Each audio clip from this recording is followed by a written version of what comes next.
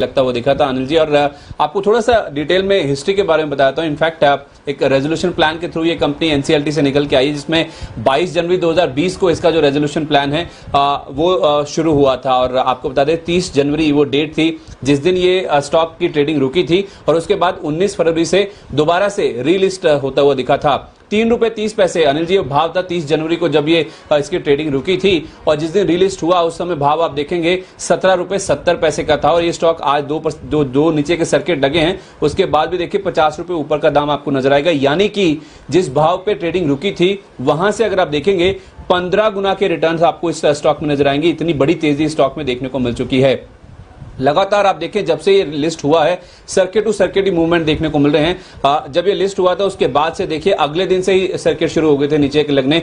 20 फरवरी से लेकर 31 मार्च के बीच में 27 नीचे के सर्किट स्टॉक में लगते हुए दिखे थे। उसके बाद 14 ऊपरी सर्किट लगे 1 अप्रैल से लेकर 24 अप्रैल के बीच में, फिर से 2 नीचे के सर्किट लगे 27 अप्रैल से 28 अप्रैल के बीच में, और उसके बाद ये जो 45 दिन की मैं बात कर रहा हूं लगातार 29 अप्रैल से लेकर 2 जुलाई फिर इस स्टॉक ने पीछे मुड़ के नहीं देखा।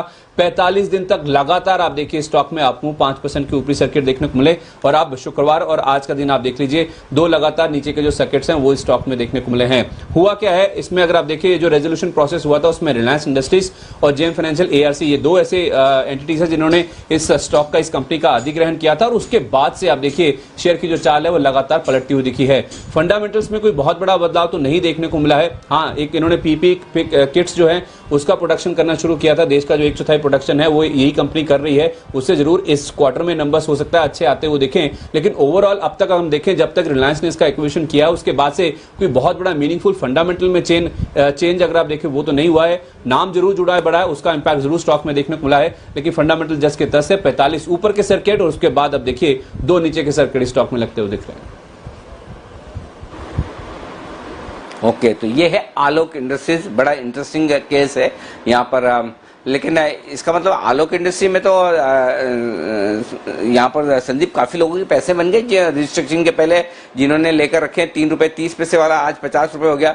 हालांकि रुचि सोया के केस में वो कैपिटल रिडक्शन हो गया था, 1 रुपए का शेयर 100 रुपए का कुछ हो गया था, राइट। तो वहां उतने पैसे नहीं बने, वहां पर कॉस्ट मेरे ख्याल से कुछ 113 रुपए की आ रही थी शायद, नहीं सॉरी 335 रुपए की, राइट। हाँ सर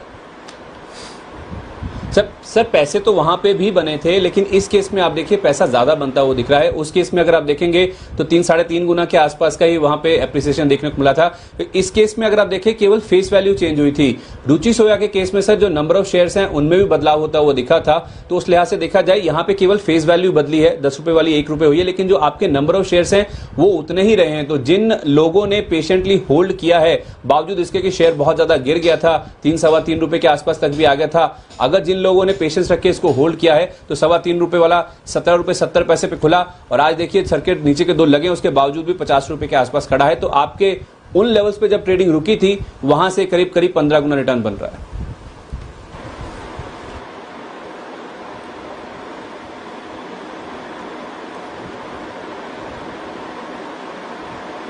ओके, तो ये है आपके लिए दोनों ही स्टॉक जो अब ऊपर के सर्किट लगने के बाद नीचे के सर्किट की तरफ बढ़ते हुए। छोटा ऑप्शन बड़ी कमाई, सुमित बगड़िया।